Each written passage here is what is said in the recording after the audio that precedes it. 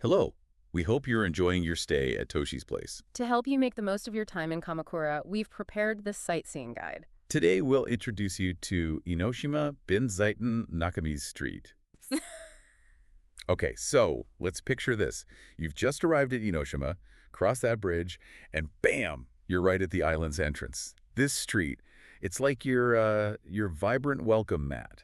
Absolutely. It's the main approach, yeah. About 150, maybe 200 meters long. Right. And it takes you straight from that big bronze torii gate right up to the really impressive red Zuishinmon gate. Okay, that's the main shrine entrance, basically. That's it. And it's not just some modern path they put in. People have been walking this way for centuries. Pilgrims. Wow, centuries. So it really is the perfect spot to kick off your whole Enoshima adventure. Yeah, it definitely feels old and, buzzing with life at the same time. Let's get into that history because, like you said, it's way more than just souvenir shops and snacks. Oh, for sure. There's this deep spiritual vibe woven right in. Where did that story even begin? Well, it all really circles back to Enoshima Shrine. It's hugely important. Okay, It's actually one of Japan's three main shrines for Benzaiten. Benzaiten. She's the goddess of... She's fascinating. Started out linked with, water and protection, but over time, she's become the one you pray to for music, performing arts, studying, good luck, even money. Huh, quite a portfolio. Yeah. And the island itself, its origin story is tied right to her. There's this amazing legend. Oh, the dragon one. Exactly. The legend of the Celestial Maiden and the five-headed dragon. Right. The story goes, this heavenly maiden came down, calmed this terrifying five-headed dragon that was, making life miserable for everyone. Okay. And Enoshima Island. It supposedly rose up from the sea right then, like a symbol of peace. Wow. And that maiden is Benzaiten. So the island became her sacred place. So the island itself is kind of born from her story? That gives it such a mythical feeling. And wasn't the original shrine, in a cave or something? Spot on. The shrine's roots go back to the Iwaya cave way on the other side of the island. Ah, okay. That's where Benzaiten was first enshrined. Mm. So this street we're talking about, Nakamise Street, it's the traditional route towards that original sacred spot, even though the main buildings moved up higher later on. And it's not just legends, right? There are real historical connections, too, back in the Kamakura times. Precisely. And that Kamakura period is so key for this whole area. The famous warrior Minamoto no Yoritomo. The founder of the shogunate, yeah. He actually came here to Enoshima, it's recorded. He prayed to Benzaiten for victory in battle. Oh, interesting. So she was seen as a protector, a source of strength back then, too. Exactly. It shows that earlier side of her before she became so strongly associated with, music and the arts later on. It's really cool how her image shifted from, a warrior's deity to a goddess of arts and fortune. That kind of mirrors the street itself, doesn't it? It really does. That mix of serious pilgrimage history and all the lively culture you see today. It's that fusion, yeah. That's what makes it so special. You've got this deep history of people coming for blessings, layered with just centuries of life, culture, food, shops. It really reflects all the different things Benzaiten represents. Knowing that background definitely changes how you see the street when you're there. Yeah. So when you actually step onto it, what hits you first? What's the vibe? Oh, the atmosphere is just electric instantly. It's buzzing, Yeah.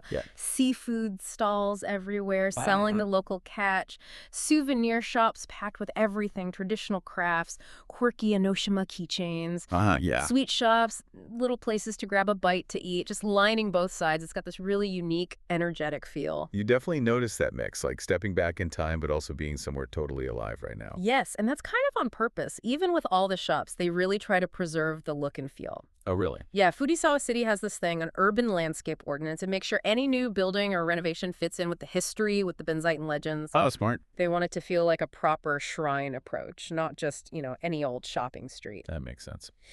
And keep an eye out near the entrance, by that bronze torii gate. There's this cool restored black post box Oh, yeah.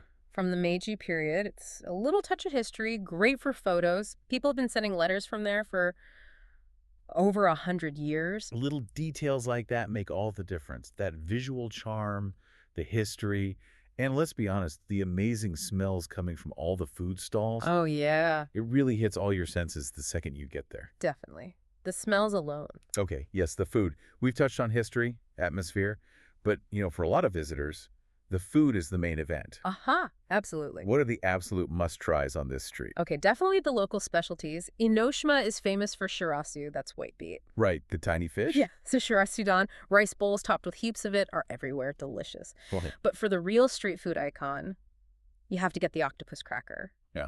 The taco senbai. Ah, yes. I've seen pictures. They look massive. They are. And the place to go, the legendary spot, is Asahi Hanten. Asahi Haunt. Got it. Theirs are huge, super thin, packed with octopus flavor. Mm-hmm. And the best part, watching them make it. Oh, they make it right there. Right in front of you. They take a whole octopus or a few small ones, put it in this big press, Whoa. and just flatten and grill it into this giant cracker.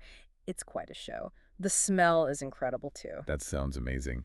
Just watching that must be worth it. Totally. And while the octopus is the classic, they do shrimp ones, too, and this cool blue one called Aono Senbei. Definitely a must-do. And the food creativity doesn't stop with crackers, does it? Mm-hmm. I've heard some interesting things, like whitebait soft serve ice cream. That real? Oh, it's real and surprisingly popular. No way. Yes, shirasu soft serve exists, alongside other unique ones like black soft cream made with bamboo charcoal. Black ice cream. Yep, and shirasu black croquettes. They really go all in with the local ingredients in fun ways. That's wild. And what about that denim-themed stuff? Ah, yes. Shonen Denim Street. They have all sorts of snacks dyed blue to look like denim. Like what? Denim-colored steamed buns, blue soft serve, even blue lemonade squash. Super photogenic, very Instagrammable. Uh-huh, I bet. Sounds fun. And there's more. You can find things like Enoshima Tamasen, that's a cracker with an egg cooked right onto it. Oh, neat. Savory dumplings filled with shirasu, rice cakes with shirasu and miso, and classic Manaka ice cream sandwiches. Always something new to try. Okay, so you can easily spend all day just eating your way up the street. Mm-hmm. But are there other kinds of experiences? Does that history pop up in other ways? It definitely does. Remember we mentioned pilgrims. Back in the Kamakura period, this street had temple lodgings called Enoshima Sanbo, places for visitors to stay. Ah, okay, like inns. Exactly. And one really historic one, Iwamotoro, is still there today. It's a traditional inn, a ryokan, and it's hosted like shoguns and feudal lords way back when. A real piece of living history. Wow, that's incredible. It's still operating. It is. And here's a fantastic connection linking back to Benzaiten and the arts. Yeah. Iwamotoro is said to have inspired the character Benten Kozo in a super famous kabuki play, Benten Kozo, Five Men of the White Waves. Seriously. The inn inspired a kabuki character. That's the story. So this place isn't just historically important, it's literally woven into classic Japanese theater. How cool is that? That is so cool. It ties everything together, the history, the spirituality, the arts, all in this one street. Exactly. It shows how deep these connections run. Okay, so history, amazing atmosphere, incredible food. What about actually navigating it all? Any practical tips for visitors making the most of their time on Nakamise Street? Good question. Yeah, a few things to keep in mind. First, about all that tempting food. Mm-hmm. Even though it's street food, eating while walking isn't really the done thing in Japan, generally. It's better to find a little spot, maybe a bench near the shop, to stop and enjoy your snack. Right, be respectful. Good tip. Also, watch out for the wildlife, specifically the black kites. Oh, the birds. Yeah, they're pretty common around Enoshima, and they are known to swoop down and try to grab food right out of your hands sometimes. Seriously. Dive bombed by birds. It can happen, so just be aware. Maybe keep your food covered if you're eating outside. Okay, noted. Keep an eye on the sky. And trash cans, they can be a bit sparse. So maybe carry a small plastic bag with you to hold on to any wrappers until you find a bin. Yeah. Helps keep the place beautiful. Good call. Pack it in, pack it out. Getting there is easy once you're on Enoshima. Like we said, it's the main street right from the Bronze Gate up to the Red Shinmon Gate. Can't miss it. Okay. But timing is key. The street gets very busy. Think Golden Week, summer holidays, weekends. It can be packed. Right. Shoulder to shoulder. Pretty much. But So if you want a more relaxed vibe, definitely try to go on a weekday morning if you can. It makes a huge difference. Good advice. And a little tech tip. You can actually check how crowded it is in real time. There's an online service called Eno Map. Check the official Enoshima tourist website. You can usually find a link. Oh, that's handy. Check the crowds before you go. Exactly. Helps you plan. Those are super helpful tips. And, staying nearby at Toshi's place gives you a real advantage here, doesn't it? Absolutely. Pop over early morning before the big crowds hit, or maybe even see it in the evening. Does it stay open? Many shops close, but the street itself is open, and it gets this lovely, quiet atmosphere with the lanterns lit.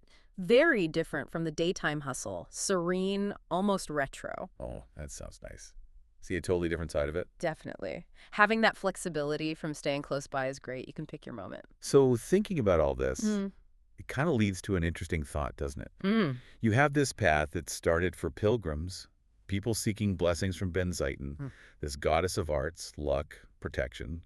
And now it's this incredibly vibrant place packed with tourists, famous for octopus crackers and white-bait ice cream. Huh? How does that specific mix, the really deep spiritual roots and this sort of modern, fun, foodie culture, create something truly unique to Enoshima, something you wouldn't find just anywhere else?